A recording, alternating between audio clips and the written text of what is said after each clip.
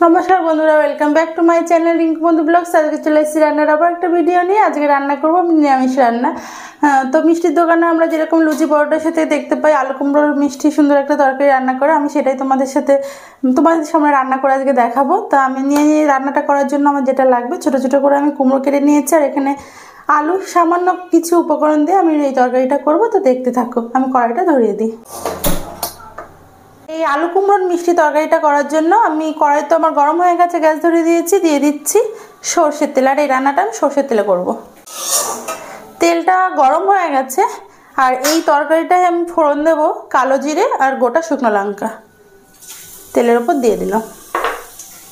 ফোড়ন তো আমার দেওয়া হয়ে গেছে, আমি প্রথমেই দিয়ে দেবো টুকরো করা আলুগুলো।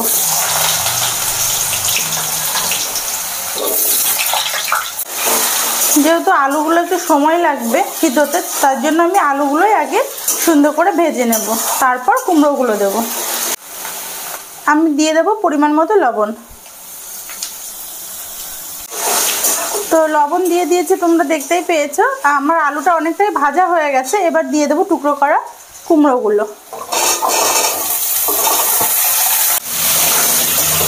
আলু আর কুমড়োটা ভাজা হোক, দিয়ে দেবো একটু সামান্য ঝালের জন্য দুটো কাঁচা লঙ্কা।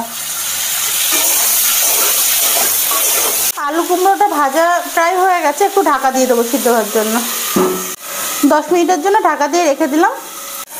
তো দেখি কতদূর আলু কুমড়োটা সিদ্ধ হলো। ঢাকনাটা তুলে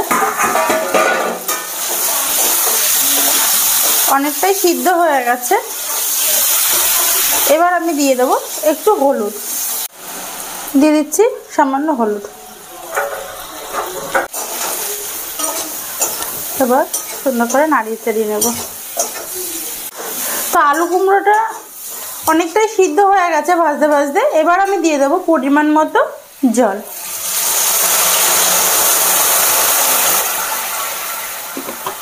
তো জল তো দিয়ে দিয়েছি, তোমরা দেখতেই পেলে। এবার আমি আবার 10 মিনিটের জন্য ঢাকা দিয়ে দেবো।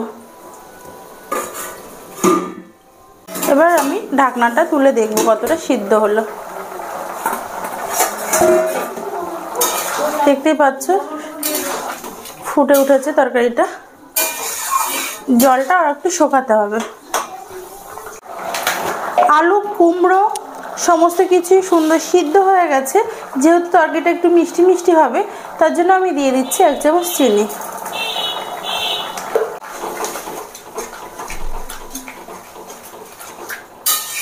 তো দেখতেই পাচ্ছ কতটা গাঢ় হয়ে গেছে। রেডি হয়ে গেছে আজকের রেসিপি আলু কুমড়োর মিষ্টি তরকারি।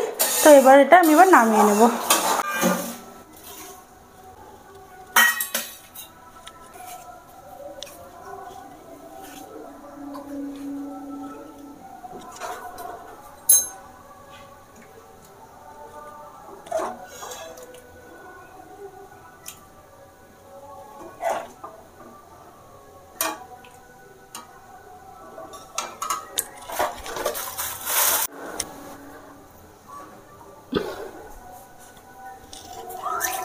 তো রেডি হয়ে গেছে আজকের রেসিপি আলু কুমড়োর মিষ্টি তরকারি।